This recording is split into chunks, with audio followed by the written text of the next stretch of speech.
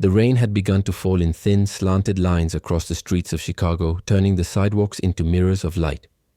Inside Lumiere, the upscale French-Italian fusion restaurant tucked between a wine bar and an art gallery on Michigan Avenue, the evening rush had finally thinned to silence.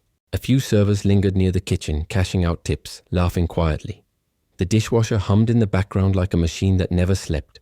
The aroma of roasted garlic and truffle oil still clung to the air. Emma Clark stood near the hostess stand, staring at the grand piano in the corner of the dining room. It wasn't new. It had a few scuffs along its legs and a soft crack in the lid, but it had presence. The kind of instrument that carried memory in its keys. She checked the clock above the bar. Nearly midnight. Her shift had ended an hour ago, but she wasn't ready to go home. Rachel wouldn't be back from her closing shift at the bookstore for another hour, and the apartment they shared was always too quiet without her. Emma looked around. The restaurant was empty now. The manager had left early, the kitchen crew was finishing up, and she was alone in the front of house. Or so she thought. She approached the piano, hesitated, then sat down gently on the velvet-cushioned bench. Her fingers hovered above the keys, uncertain for a moment. Then she let them fall. A soft G note filled the space, followed by the aching, familiar melody of Chopin's Nocturne Op. 9, No. 2. The music was hesitant at first, like a memory trying to return, then more fluid, more certain. Her eyes drifted shut. She wasn't performing. She was remembering. She remembered her mother's hands guiding hers over a tiny upright piano when she was just 5. She remembered afternoons spent in the back room of the old music school on Lakeview, where she would sneak extra practice time when the building was nearly empty. And she remembered the recital she had never finished, the one that shattered everything she thought she was meant to be. Now, with no one watching, the music returned to her like a friend she'd once lost and thought she'd never find again. But Emma wasn't alone. In the dim private dining alcove that faced the main room, partially hidden behind a curtain of red velvet and shadow, sat a man who had remained after closing. He hadn't planned to. His meal had ended an hour ago, and his wineglass had long gone empty. But something in the music had anchored him to his seat. Liam Rowe was used to control, to silence, to making people listen when he spoke. But now he was the one listening, captivated, still. He recognized the piece. More than that, he recognized the ache behind it. His late fiancée Claire used to play the same nocturne, but not like this. Claire had been polished, perfect. Emma played with something else, fragility and fury, sadness wrapped in something almost defiant, like someone who knew what it meant to lose and still chose to reach for beauty anyway. Liam leaned forward, caught off guard by the sharp pull in his chest.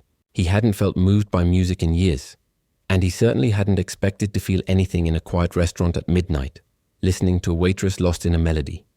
Emma's hands slowed. The final notes trickled off into silence like rain, against glass. She opened her eyes and immediately froze. He was there, sitting alone, watching her. Her breath caught as she stumbled off the bench, cheeks flushing red. I didn't know anyone was still here. I'm so sorry. The piano is for beauty, Liam said quietly. And you just gave it to the room. Emma blinked. It's for professional entertainment. Guests sometimes play during Sunday brunch, but I shouldn't have. You should have, he interrupted, rising slowly from his seat. He was tall, dressed in tailored grey slacks and a midnight black button-down. Not flashy, understated. But there was something about his posture, relaxed yet confident, that suggested power. The kind of power that didn't need to raise its voice to be felt. Emma stepped back slightly. She was painfully aware of her uniform. Black slacks, white shirt, apron with faint wine stains at the hem. She must look like a child who had touched something precious without permission. I've heard 100 versions of that nocturne, Liam continued. None that made me feel like yours did. She couldn't look at him. Thanks, but I haven't played in a long time. That's hard to believe. It's true. Her voice dropped. Not since college? Liam watched her carefully. Why did you stop? Emma hesitated. Why had she stopped? Because the music reminded her of things she didn't want to feel. Because grief had hollowed out the place where sound used to live. Because it was easier to serve food to strangers than to offer up pieces of her soul. I lost my parents, she said finally, her voice barely above a whisper, right before a big audition. I froze, walked off stage. Haven't played in front of anyone since. I'm sorry, Liam said gently. That must have been unbearable. Emma didn't reply. She had spoken more to this stranger in 5 minutes than she had to anyone about that day in years. Liam extended his hand. Liam Rowe. Emma hesitated. She didn't recognize the name. She took his hand anyway. Emma Clark. Emma, he repeated, as if testing how it sounded. Well, Emma, thank you for the music. She gave a faint smile, unsure of what else to say. He picked up his coat from the chair, nodded to her once more, and walked toward the exit. Just before he stepped outside, he paused. I hope you'll play again, he said. Then he was gone. Emma stood there for a long moment, staring at the door. She didn't know that Liam Rowe was one of the most powerful tech entrepreneurs in the country. She didn't know that he rarely went out in public and almost never stayed long in restaurants. And she certainly didn't know that he had once loved a woman who played piano just like her. All she knew was that when she played, someone had listened. And for the first time in a very long while, that made her feel like maybe, just maybe, she still existed in the world. When she finally returned to the small apartment she shared with Rachel, the streets were slick with rain. She walked slowly, umbrella forgotten, letting the mist hit her face.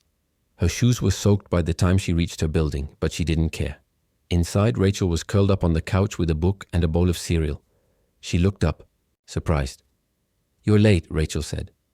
Did Lumiere hold you hostage? Emma didn't answer. She went straight to the keyboard in the corner, the one covered in dust. She sat, her fingers rested on the keys for a long time. Then quietly, she began to play. Rachel didn't speak. She didn't need to. Something had shifted in Emma. Something was waking up. And it all started with the piano. And a stranger in the shadows who chose to stay.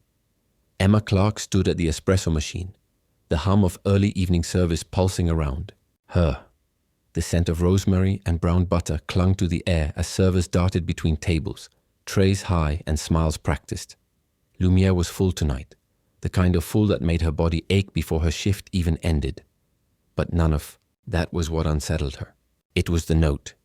It had been pinned to the staff bulletin board in handwriting far too elegant to belong to anyone in the kitchen. On the plain paper were the words, To Miss Clark.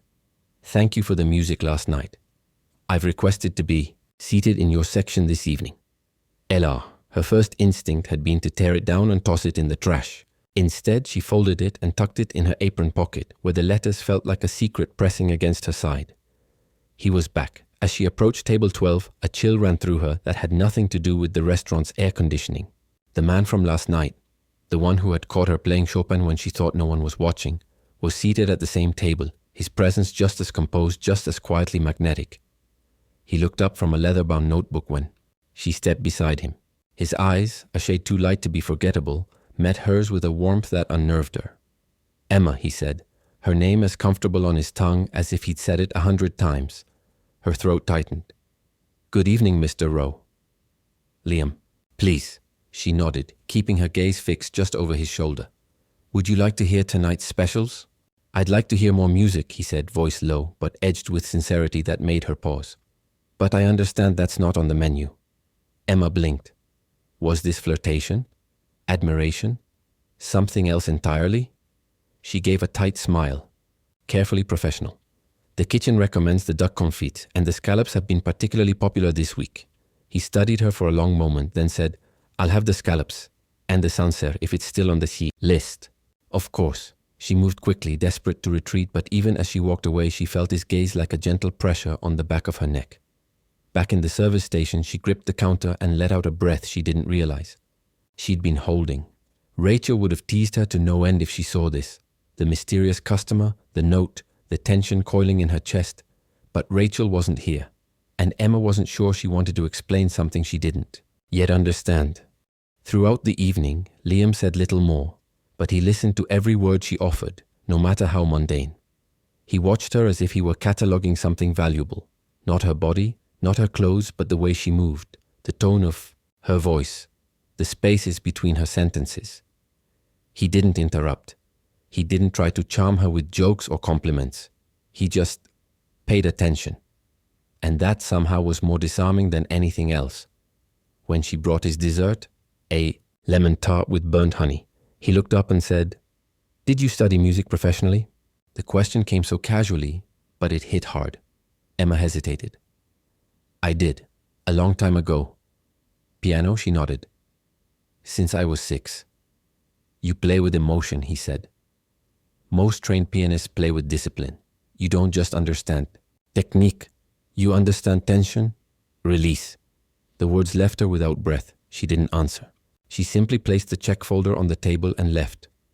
That night at home, Rachel was still up, flipping through a magazine and sipping something that smelled like cinnamon and whiskey. "You're flushed," she said as Emma walked in, cheeks wine-burned, hair slightly damp from the misty air. "It was busy," Emma said too quickly. Rachel raised a brow. "Liar." "What happened?" Emma dropped onto the couch beside her. "He came back, the man from the other night, the one who heard me play." Rachel's mouth dropped open. "What did he say?" Emma pulled the folded note from her pocket and handed it over. Rachel read it twice. "Damn, that's weirdly romantic, in a rich and mysterious sort of way." "He's quiet," Emma murmured. "Not like the usual men who sit in my section. He listens." "To you?" "To everything." Rachel leaned back. "So what are you going to do?" "Nothing," Emma said quickly. "He's a customer." Rachel tilted her head. "Doesn't feel like nothing." Emma couldn't sleep that night. She lay awake thinking about Liam's eyes. Not piercing, but calm. Watching her not like she was something to own, but something to understand. And it scared her more than she wanted to admit. At Lumiere she was invisible, a ghost in uniform floating from table to table. She had spent the last 5 years building that invisibility like armor. Now someone had seen through it. And she wasn't sure what that meant. The next few nights Liam returned. Always to table 12. Always at the same hour. Always requesting Emma. Once she tried switching sections. Her manager looked at her like she'd grown a second head. "He's one of our highest spenders," he said. "If he wants you, he gets you." So she served. And talked. And gradually, cautiously answered his questions. Yes, she had once auditioned for the Chicago Conservatory. No, she didn't perform anymore. Yes, she missed it, some days, like a phantom limb. He never pushed. He never asked why she stopped. And for that, she was grateful. One evening, after the restaurant had quieted and her feet ached from double shifts, Emma found a small envelope tucked under her checkbook in the service station. No name on the front. Inside was a single piece of thick ivory paper, printed with understated elegance. It was an invitation. Not to a dinner, not to a date, but to a private concert at the Chicago Symphony Center. The featured pianist was a rising star, known for playing emotionally charged romantic era pieces. On the back, in ink that matched the note from before, were 5 words, "For the music in you." L.R. Emma stared at it for a long time. She didn't know what he wanted from her. But deep down, a question stirred. Not about him, but about herself. Could she ever be more than a shadow again? She folded the invitation and placed it in her coat pocket. That night, instead of taking the bus home, she walked. Through the streets of Chicago, under the weight of clouds and the neon buzz of closed cafes and convenience stores, she let the rhythm of her steps try to drown out the music already forming again in her head. She didn't know what she would do. Not yet. But someone had listened. And part of her, the part that had been silent the longest, was listening back. The storm came in just after midnight, rolling across Chicago with sudden furious urgency. Thunder cracked against the skyline, like a warning, and the windows of Emma Clark's apartment rattled as sheets of rain poured from the sky. Inside, the air smelled faintly of rosemary-scented candles and leftover tea. Emma stood at the window, her arms crossed tightly over her chest, watching the city vanish beneath the storm. Behind her, Rachel was curled in her usual corner of the couch, her socked feet tucked under her and a cup of something steaming in her hands. She was reading, but her eyes kept drifting toward Emma. "You're not pacing, which means you're actually worried," Rachel said gently. Emma didn't turn. "I'm not worried. You're doing that thing where you stare like you're trying to outthink the world. Just say it out loud." Emma's jaw tightened. Then finally her shoulders slumped. "I don't know what he wants from me." Rachel didn't ask who. She didn't need to. "You think Liam Rowe is playing some long game?" Emma exhaled. I think he sees something I haven't shown anyone in years. And I don't know what to do with that. Rachel stood and walked over, placing a steadying hand on Emma's back. You're allowed to let someone see you again, Em. Especially someone who's not demanding, not taking, just noticing. Emma turned then, her eyes glinting in the low light. But what if that's worse? What if I start to believe I can be that person again? Rachel didn't answer. Instead, she went to the far corner of the room and pulled off the dust cover from Emma's digital keyboard. It hadn't been touched in months, maybe longer.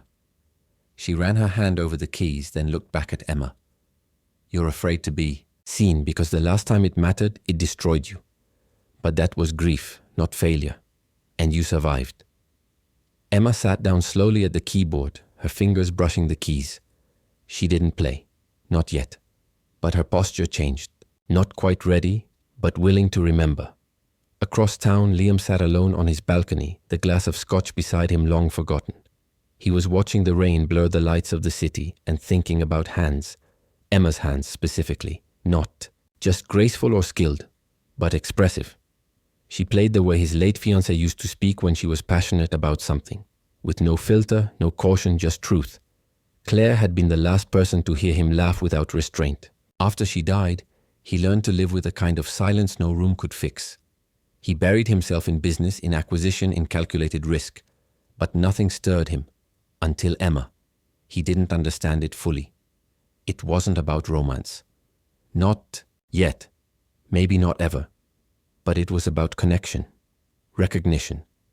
And it was something he hadn't felt in years. The next evening, Lumiere buzzed with life.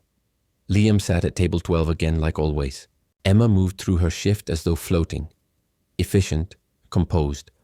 But inside, she was splintering under the weight of her own questions. She placed his wine glass in front of him without a word. When she turned to go, Liam spoke. Quiet. And sure. Have dinner with me. Emma froze. I don't date customers. This isn't a date, he said quickly.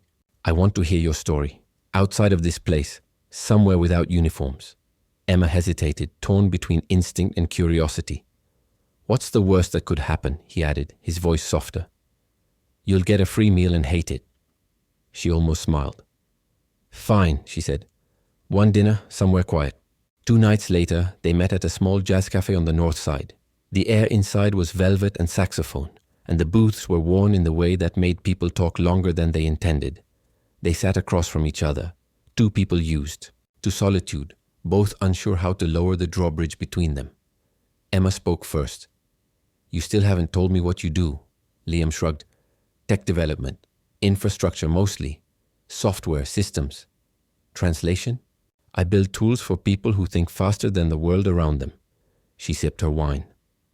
So you make things people don't understand until it's already changed their lives? That's one way to put it. And you spend your off nights in French restaurants listening to waitresses play piano? He smiled. Just the one. Emma looked away. What did you hear that night? A truth I hadn't heard in 20 years. His answer knocked the wind out of her. She didn't ask for clarification. She didn't need to. The conversation shifted then gently. She told him about her parents, the long drives to music, lessons, the dusty recital halls, the constant encouragement. She told him about the accident that changed everything, about standing in front of a grand piano during the most important performance of her life and feeling every note dissolve into grief. Liam didn't interrupt. He didn't look away. He just listened. She hadn't meant to cry, but when she did, he didn't move to fix it. He let her be. By the end of the night, something between them had changed. Not a line crossed, but a line acknowledged. She didn't want to go back to the girl she'd been before everything fell apart. But for the first time, she wondered if there was a version of herself she hadn't met yet. One born not from survival, but from choice. Later that week, Emma found another envelope at work. No note this time, just a single invitation. Audition. Chicago Conservatory. Private evaluation slot reserved. Emma Clark. She stared at it for 10 minutes. Then she called Rachel. He did it again, she said, her voice somewhere between anger and awe. Are you going to audition? Rachel asked. Emma hesitated. What if I'm not ready? What if you are? Rachel replied. That night, Emma stood in front of her. Bedroom mirror, the invitation in her hand. She thought of the keys beneath her fingers, the applause she'd never heard, the silence that followed. Then slowly, she picked up her phone. She texted Liam, "Why me? Why are you doing this?" The response came seconds later. "Because I believe in second beginnings." She didn't sleep that night, but she dreamt of music. And for the first time in years, the dream didn't end in silence. As the days passed, the invitation from the Chicago Conservatory sat on Emma's desk like a sealed verdict. Each morning she would glance at it, sometimes even reach for it, but her fingers always stopped short of unfolding it. She told herself it was because she was busy or because it wasn't the right time. But deep down, she knew the truth. She was terrified. Terrified of hoping again. Terrified that this second beginning Liam had written about might end the same way the first one had, in collapse. Liam hadn't messaged again after his last reply. There was something profoundly respectful in his silence and something disconcerting, too. He had extended a hand and now waited without pressure for her to take it, or not. It made the decision hers entirely. Rachel finally lost patience on a rainy Sunday afternoon. "Are you going to keep orbiting that envelope like it's radioactive, or are you going to open it?" she asked, setting down her tea. Emma was seated. On the floor, surrounded by laundry she wasn't folding. She gave her roommate a look. "I don't need judgment right now." Rachel raised her eyebrows. "It's not judgment. It's a challenge. You're the one who said you couldn't go back. But maybe you're not supposed to go back. Maybe this is about going forward and somewhere new." Emma stared at her. "Why do you believe in me more than I do?" "Because I see what you can't see when you're staring at your own reflection," Rachel said. "You're not broken, Em. You're just afraid. And fear is the price of stepping toward anything that matters."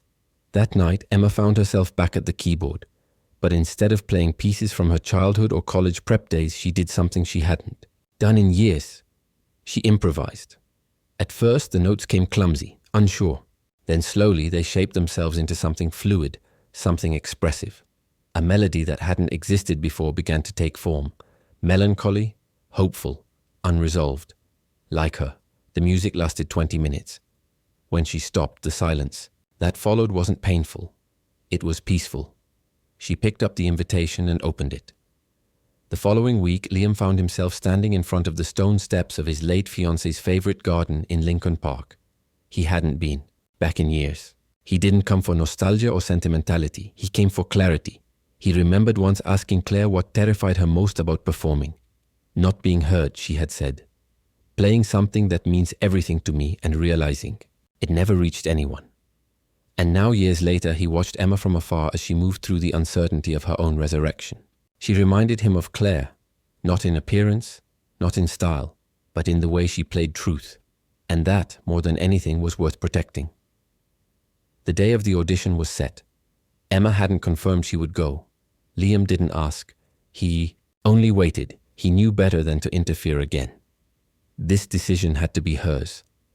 The night before her audition, Emma sat on the rooftop of their apartment building, wrapped in Rachel's old flannel coat. The city stretched endlessly before her, lit by the rhythm of headlights and distant sirens. In her hands she held the sheet music she had been working on all week, her own arrangement. Not someone else's music, her voice. Rachel joined, her without a word, handing her a hot chocolate with a ridiculous amount of whipped cream. Emma took a sip. "I'm scared." "You should be," Rachel said. "You're walking straight into the thing you swore you'd never touch again. But fear's not the enemy. It means you care." "What if I mess up?" "Then you mess up," Rachel said. "But you won't fail. Not if you show up. Not if you play like you did the other night." That wasn't a comeback. That was a beginning. Emma leaned her head on her friend's shoulder, silent for a while. "What if I let him down?" Rachel turned to her. "Liam didn't fall in love with your resume, Emma. He heard something in you most people missed. And the truth is, so did you." Emma swallowed hard. "Do you think I'm ready?" Rachel gave her hand a squeeze. "I think you've been ready for a long time. You just forgot how to believe it." That night, Emma slept deeper than she had in years. The dreams came, but this time they weren't of collapsing stages or silent pianos. This time she stood before a small audience, playing something wild and unfinished, and when she stopped, The only sound was the rustle of someone standing to applaud. Just one person, in shadow, but smiling. When she woke, the sun was breaking through the clouds and the rain had finally stopped. She had never felt more clear. The audition room at the Chicago Conservatory was colder than Emma Clark remembered it being. A grand piano, gleaming under the stark overhead lights, stood at the center like a waiting judge. The rest of the room was quiet, formal, intimidating. On one end, 3 faculty members sat behind a long table, their faces neutral, folders open but untouched. Emma stood in the doorway for a moment too long. She wasn't wearing the dress she had auditioned in years ago, the one her mother helped pick out, soft blue with a satin belt. That dress was long gone, along with that version of herself. Today she wore black slacks, a blouse, and a coat that belonged to Rachel. Not fancy, but solid, grounding. She wasn't here to impress. She was here to reclaim. A kind-faced usher gave her a small nod. "Take your time." Emma approached the bench, her palms slick against the smooth lid of the piano as she opened it. Her name was announced softly, behind her followed by an invitation to begin whenever she was ready. She sat. Her heart beat against her ribs like a fist. For one terrifying second, her fingers wouldn't move. Then she breathed and played. Not a polished, pristine rendition of a textbook classic. Not what they expected. She began with Chopin, yes, but not the way she had been taught. She let it breathe, let it ache, let it swell and contract like a story being told in the language of memory. She didn't rush. She didn't hide. When she finished, the silence felt deeper than before. No applause, only a quiet, "Thank you, Miss Clark," before the panel began making their notes. She rose, bowed slightly, and left the room without looking back. Outside, the city was bright with spring sun, buses groaning through intersections, pedestrians weaving across the sidewalks with purpose. Emma stood on the steps of the conservatory and felt something surprising. Not fear, not shame. Relief. For the first time in nearly a decade, she had played without an apology sitting in her throat. She didn't tell Liam right away. In fact, she didn't hear from him that day or the next. And when she did, it wasn't a message. It was a news headline. Roe board questions CEO's personal involvement in arts funding, seeks financial justification. The article spread fast. Business blogs speculated that Liam Rowe's attention to a small music fellowship, especially one connected to a young unknown woman, was creating tension with his board of directors. There were hints of favoritism, whispers of inappropriate, entanglement, and worse, implications that Emma had leveraged her personal connection for gain. Lumiere buzzed with murmurs. The chef gave her a pitying look. A customer smirked as he ordered his wine. Emma kept her head down, kept pouring, kept serving. But inside, something cracked. That evening, she cornered Liam outside the restaurant after he'd finished dinner. The sidewalk was quiet, lined with soft light from the nearby gallery windows, casting gold halos around the shadows between them. "You should have told me," she said. He looked up from his phone, startled but calm. "Told you what?" "That you were putting your name, your company, on the line for this." "For me." "It wasn't for you," he replied. "Not only for you. Don't split hairs, Liam. They're tearing you apart in the press. Your board wants your resignation. And I'm the reason they think you've lost your mind." He studied her face for a long time. "Do you believe that?" Emma hesitated. "I don't know." The words stung them both. "I believed in something," he said finally. "I saw a life that needed to be heard. And maybe I got too close, but I don't regret it." Emma's voice softened. "And if I do?" He gave a bitter smile. "Then I've overstepped." The silence between them wasn't cruel. It was tired. Worn. "I'm not your project," she said. "I never said you were." Emma stepped back, crossing her arms. "You've built empires, Liam. I serve wine. Our worlds don't mix, they collide." "I didn't want to change your world," he said. "I wanted to stand near it." She shook her head. "You didn't ask me." That night, she turned off her phone and sat in the dark with a glass of wine she didn't really want. The audition felt like a different lifetime, something precious now tangled in headlines and misperceptions. She didn't regret playing, but she regretted not asking the cost. The following week, she received a formal letter. Acceptance. Chicago Conservatory. Full fellowship. 1 year. Optional international residency. Rachel screamed. Emma cried. But the next morning, she didn't open champagne. She stared at her phone and debated calling Liam. Instead, she went to the lake. The water lapped at the shore with rhythmic indifference. The skyline shimmered across the surface, a mirage of steel and ambition. Emma walked for nearly 2 hours before finding herself on a bench near the pier, coat wrapped tight, hair whipping around her face. She pulled out her phone and finally texted him, "I got it." There was no reply. That evening, she sat with Rachel and read the fine print of the fellowship. The residency would require her to leave Chicago for 6 months, possibly more. She'd live in New York, then Paris, then Vienna. There would be travel, press, performances. Emma's chest ached at the thought. "You're not seriously considering saying no," Rachel said when she caught the look on Emma's face. "I don't want to leave things like this," Emma admitted. "Then don't," Rachel said. "Go fix it." "But what if he doesn't want to see me?" Rachel smiled softly. "Then at least you'll know, and you won't spend the next year wondering what might have happened if you'd been just a little braver." Emma stood. Didn't call this time. She walked to his office. Rowe Technologies occupied a glass tower that seemed to slice into the sky itself. Security stopped her in the lobby, but when she gave her name, a phone call was made and within minutes she was in the elevator. His assistant greeted her with a stiff nod and led her down a corridor lined with floor-to-ceiling windows and framed photographs of inventions she couldn't name. Liam was in his office, seated behind a wide desk, the blinds partially closed against the setting sun. He looked exhausted, older. And when he saw her, he stood too quickly, as if he had been waiting longer than he admitted. "I didn't think you'd come," he said. "I didn't think you'd answer." They stood in silence for a beat. Then she stepped forward. "I got in," she said.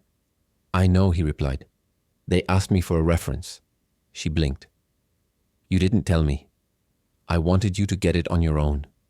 "I did." "I know." She looked down, then back, at him. "Liam, I'm leaving," he nodded slowly. "I figured, but I don't want to go without this being clear." He waited.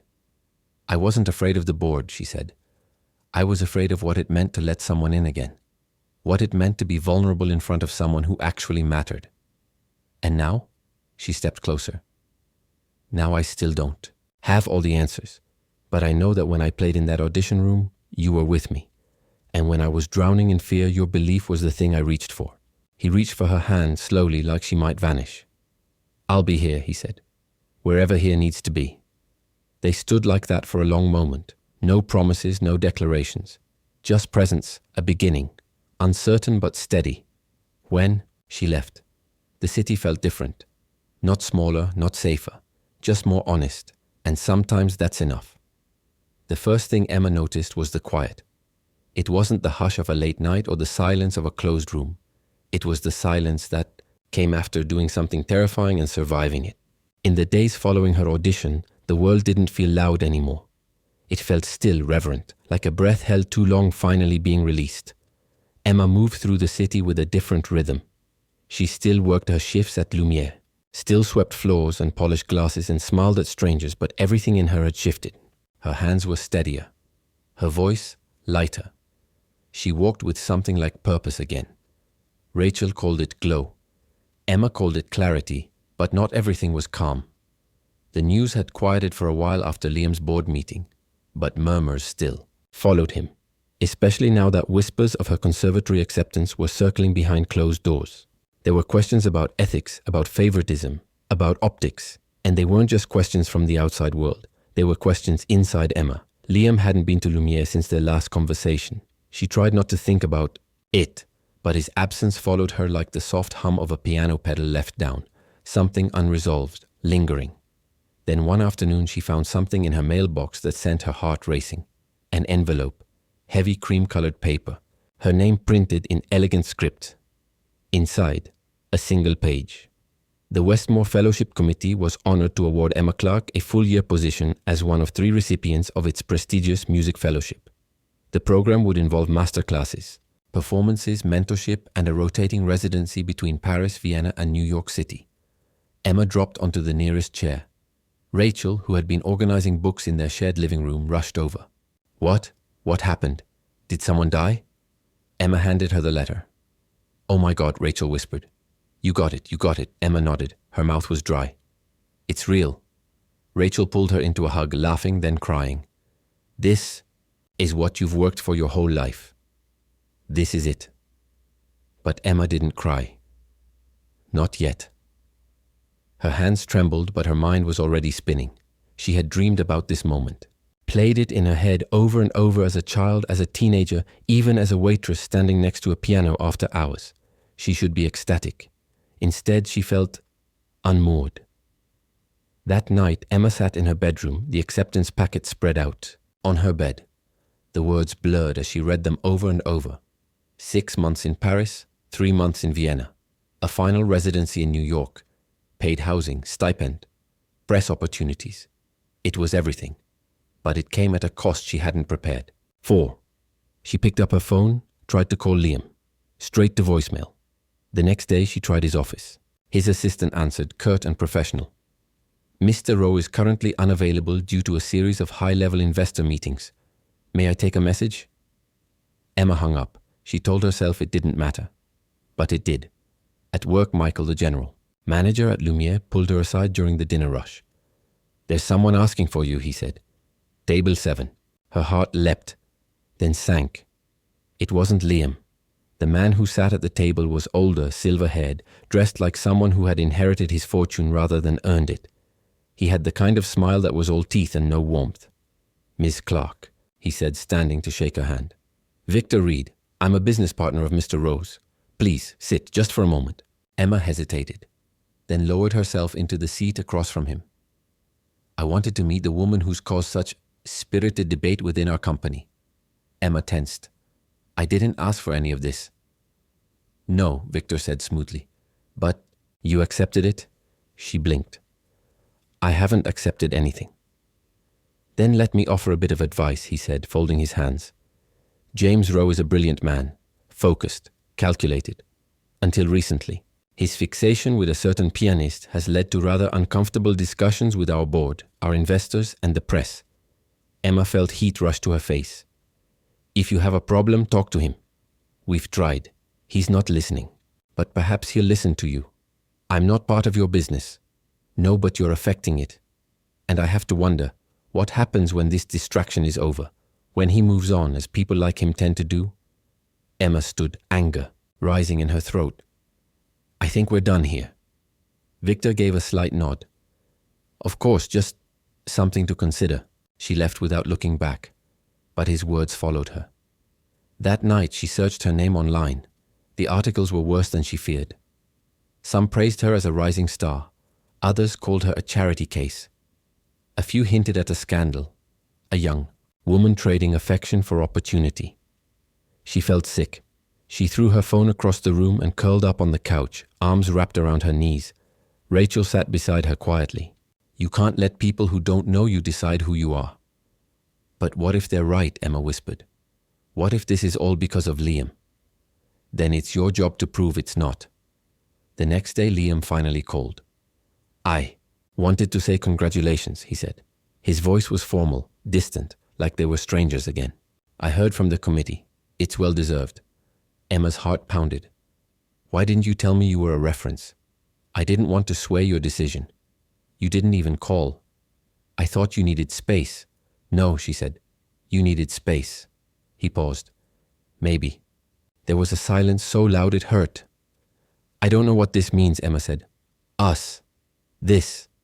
I don't even know what to call it. You don't have to call it anything, he said softly. You just have to live it. I want to talk, she said. I can't right now, he said. There's a situation with the board. I'm sorry. The line went dead before she could say more. Emma stared at her phone for a long time. She felt as if a door had just closed. Not slammed, not locked. Just, quietly, finally. In the following days, she made herself busy.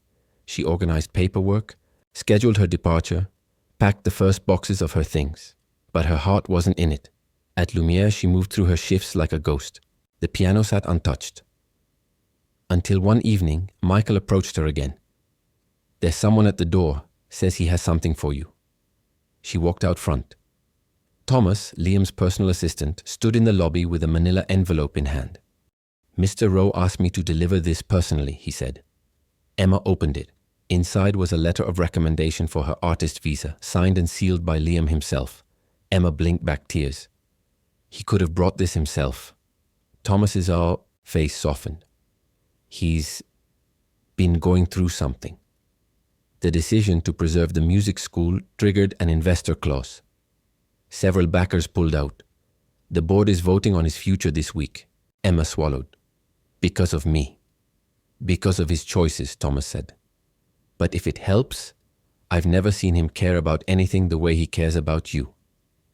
Emma didn't know what to say. Thomas handed her one last thing, a note. The music matters. You matter. That's all that ever mattered. That night, Emma stood in her room surrounded by open suitcases. The fellowship was waiting. The plane ticket was booked, but her heart was still here. She looked toward the piano in the corner, and she began to play.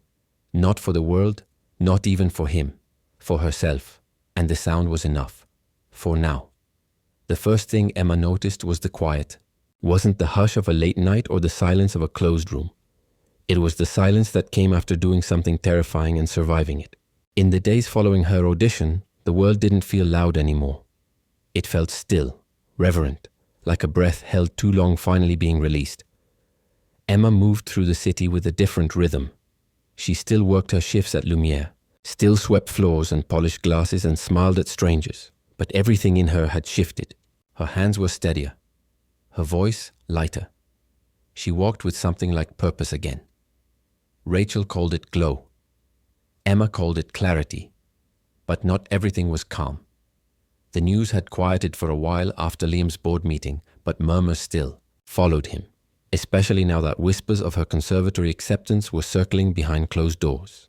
There were questions about ethics, about favoritism, about optics, and they weren't just questions from the outside world. They were questions inside Emma. Liam hadn't been to Lumiere since their last conversation. She tried not to think about it, but his absence followed her like the soft hum of a piano pedal left down. Something unresolved, lingering. Then one afternoon she found something in her mailbox that sent her heart racing. An envelope. Heavy cream-colored paper. Her name printed in elegant script. Inside, a single page. The Westmore Fellowship Committee was honored to award Emma Clark a full-year position as one of 3 recipients of its prestigious music fellowship. The program would involve master classes, performances, mentorship, and a rotating residency between Paris, Vienna, and New York City. Emma dropped onto the nearest chair. Rachel, who had been organizing books in their shared living room, rushed over. What happened? Did someone die? Emma handed her the letter.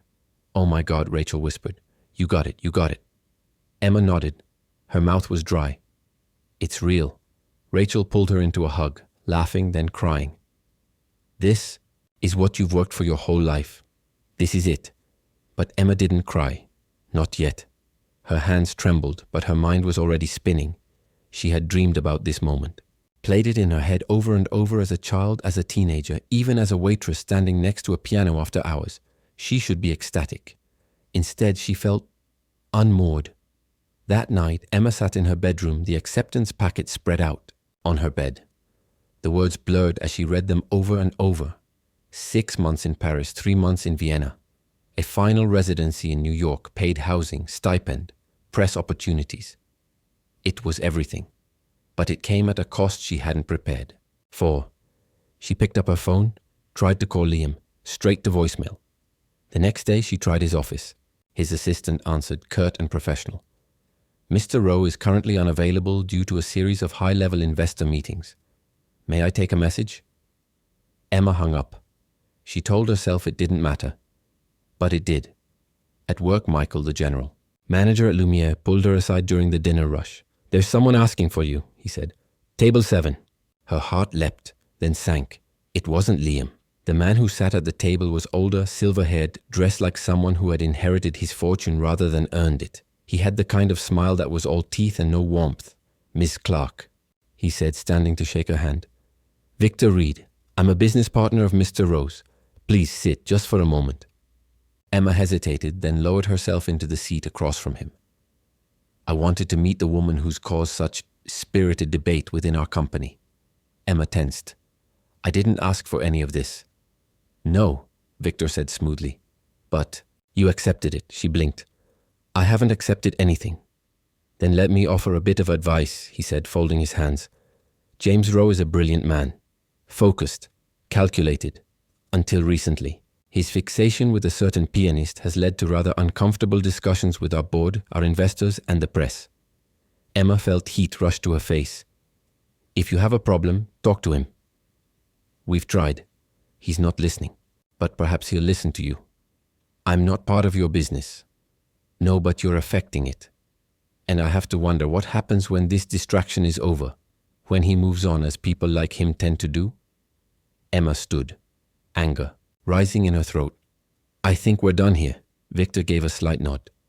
Of course, just something to consider. She left without looking back, but his words followed her. That night she searched her name online. The articles were worse than she feared. Some praised her as a rising star. Others called her a charity case. A few hinted at a scandal. A Young's woman trading affection for opportunity. She felt sick.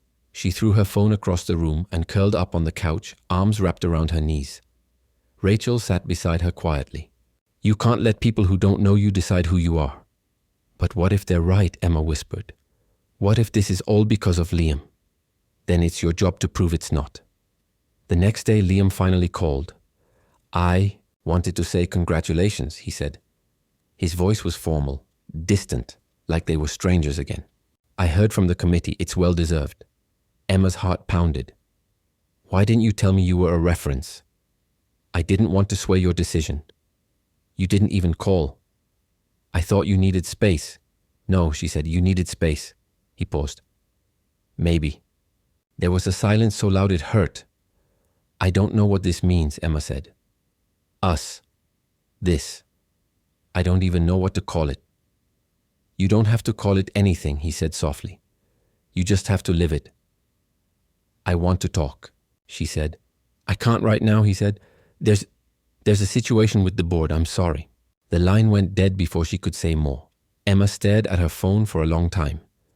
She felt as if a door had just closed. Not slammed, not locked. Just quietly, finally. In the following days, she made herself busy. She organized paperwork, scheduled her departure, packed the first boxes of her things.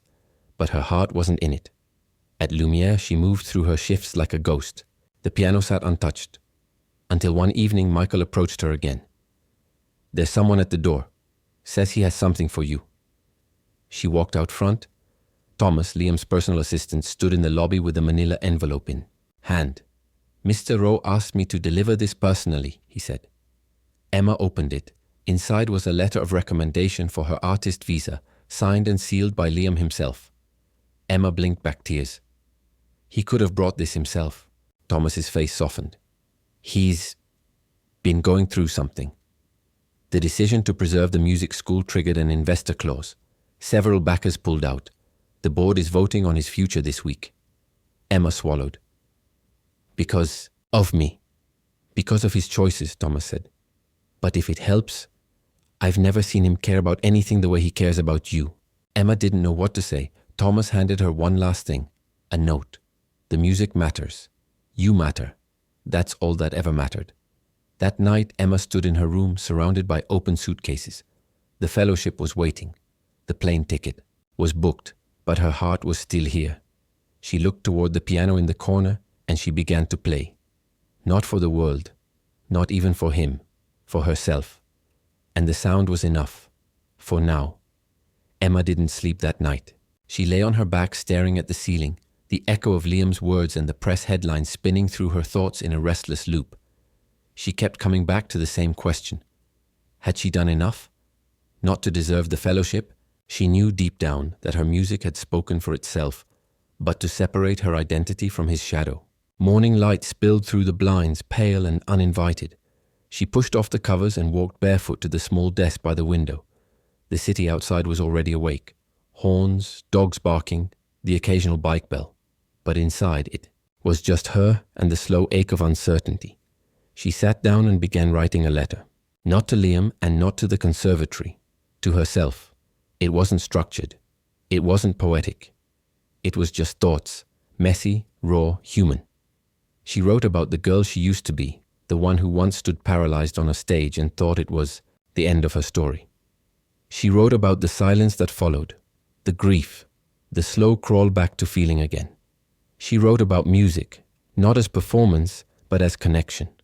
She wrote about Liam, about the way he listened, not just with his ears but with his attention, about how his belief in her didn't feel like charity, but recognition, about how terrifying it was to be seen by someone who didn't ask her to, be anything more or less than who she was. When she finished, she folded the pages and tucked them into a notebook, not to send, but to keep, as a reminder. Later that afternoon, she took the train to Lincoln Park.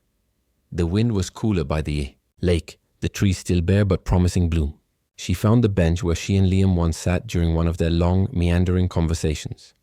He had told her then that silence was a kind of music too. She sat there for an hour thinking. When her phone buzzed, she didn't look right away. Only after the second vibration did she pull it out. A message from Rachel. Pack something elegant. Tomorrow night. You'll want to look your best. Emma frowned. Why? Rachel replied. Because sometimes the people we think we've lost are still fighting for us behind the curtain. Just trust me. Emma sighed but smiled. Trusting Rachel had never led her wrong. The next evening she stood in front of her closet debating between a navy wrap dress and the black one she wore to the gala months. She chose the navy. It reminded her of the sky before sunrise. Quiet, expectant. When she arrived at the venue, Rachel had texted her, an intimate recital hall known for charity performances. She expected to be in the audience. Instead, she was led backstage, and waiting for her was a single sheet of music set on the grand piano. Her name was printed at the top. A private performance, a final audition, an unannounced event. A card sat beside it, handwritten. Let them hear what I heard. She turned to see Thomas standing by the door, arms folded but smiling. Liam, she asked. He nodded. He's out. Front. No spotlight tonight, just support. Emma's heart leapt. Does he know I'm here? He hoped, Thomas said. She took the stage quietly. No fanfare. No announcement. The audience was modest, perhaps 30 people. Donors, patrons, a few musicians she recognized. And in the back near the door, Liam, standing, watching, waiting. She sat down and breathed. Her hands found the keys and she played. The piece she chose wasn't classical. It wasn't even finished. It was the improvisation she'd begun in her apartment weeks ago. She let it grow, evolve, breathe into the room. It had fragments of sorrow, yes, but also threads of resilience. It was hers. When the final note fell into silence, the applause came. Not thunderous, but warm, honest. And Emma stood, bowed, and looked to the back. Liam was still there. And this time, she walked toward him. The morning after the unannounced recital, Emma woke to sunlight pouring through the window like a silent celebration. Her body was still humming from the performance, not from nerves, but from a feeling she hadn't experienced in years, completion. For so long she had believed her music existed only in solitude, something she practiced in the shadows but couldn't share. And now after playing for an audience again, it no longer felt like she was reclaiming something lost. It felt like she was offering something found. Rachel had already left for work, but a sticky note on the kitchen counter greeted her with a looping, cheerful scroll. You were brilliant. Proud doesn't even begin to cover it. Let's celebrate. Soon. Emma made coffee and sat on the window ledge with the mug cupped in her hands. Chicago buzzed outside, brisk and lively, and for the first time since she was a teenager, the world beyond the glass didn't feel like something she had to brace herself against. It felt open. Possible. Her phone buzzed. It was a message from Liam. Would you meet me tonight? I have something to show you. The words were simple, but Emma felt the emotion behind them, the quiet uncertainty they carried. She texted back just one word. Yes. That evening, he met her in front of an old theater on the near west side of the city. It was a forgotten building, its marquee faded, windows boarded, but there was something regal in its bones, like a memory that refused to die. Liam stood waiting at the entrance, hands tucked into the pockets of a dark coat, his eyes lifting as she approached. You're early, he said, offering a smile that didn't reach all the way, as if he wasn't sure she'd actually come. So are you, she replied. He pulled a key from his pocket and unlocked the rusted front door. Inside, the air was thick with dust and history. Broken seats were scattered across the once grand auditorium, and a chandelier hung above them, cracked but still catching bits of light. This used to be Grant Hall, he said quietly. My mother played here once, just after she graduated. Emma turned to him, surprised. I thought you said she stopped performing? She did, but not before this. I found a program in one of her old boxes. She played Chopin. Same nocturne you played the first time I heard you. Emma felt something shift inside her. I bought this building a few months ago, Liam continued. I wasn't sure what to do with it then, but now I am. He handed her a folder. Inside were architectural renderings, floor plans, and a project. Proposal, the Grant Hall Center for Community Arts. I want to restore it, he said. Not as a performance venue for the elite, but as a space for the city, students, artists, families who can't afford conservatories or private lessons. Emma looked at him, the weight of his vision settling into her chest. Liam, this is yours too, he interrupted. If you want it. Tears pressed at the corners of her eyes. Why? Because you reminded me what it's like to feel something beyond numbers and profit. Because music saved me once too. And because there are other kids out there, like you were, who need a place to be seen. Emma closed the folder. I leave for Paris in 2 weeks. I know. His voice was steady but quiet. And you're doing this anyway? He nodded.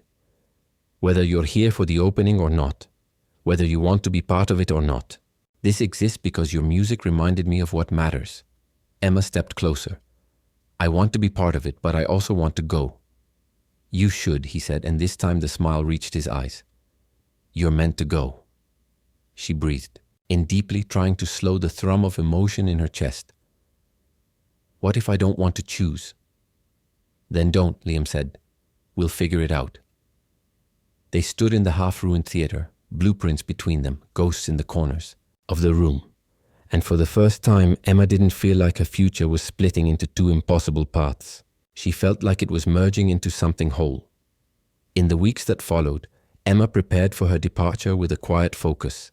She packed sheet music and journals, clothes and letters, pieces of her life. She recorded messages for the students. She had already started mentoring through Liam's pilot outreach program. She made lists, called her aunt in Boston, and met with Rachel over long dinners where goodbyes were never quite said aloud. One evening, she and Liam walked along the lakefront. The air was warm for early spring, the water glimmering with soft light from the skyline behind them. I don't want to miss your first show in Paris, he said. I don't want to miss opening night at Grant Hall, she replied. They smiled at the irony. So, he asked, how do we do this? Emma paused. What if I come back every few months, between residencies, rotate cities like a concert schedule, 3 months abroad, 3 here. That way I never get too far from either life. Liam looked at her with something like awe. You'd do that? I want the music, she said. But I want you too. I want this. His expression softened and he reached for her hand. Then let's begin. They kissed under the soft blush of city light.